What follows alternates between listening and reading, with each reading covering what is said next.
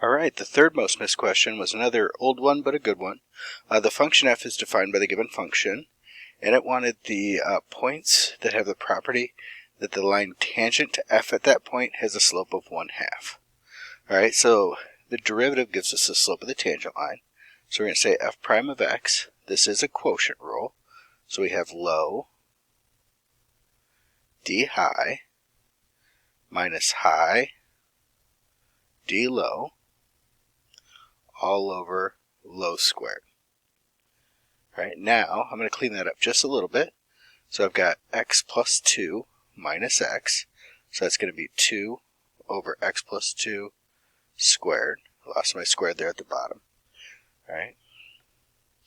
Now we want that to equal 1/2. So we're going to say 1/2 equals 2 over x plus 2 quantity squared. Alright, so I'm going to cross multiply. X plus 2 quantity squared equals 4. X squared plus 4x plus 4 equals 4. X squared plus 4x equals 0. X times x plus 4 equals 0. X equals 0. X equals -4. Alright, so at this point I have a pretty good idea already that it's going to be these two just because of the x values.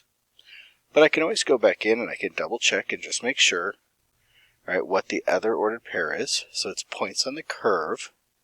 So I'm going to take 0 and I'm going to plug that in. So I get 0 over 2, which is 0. So 0, 0 is 0.1. Then I've got -4. I can plug that back in. And I'd have -4 over -4 plus 2, or -4 over -2, which is a +2.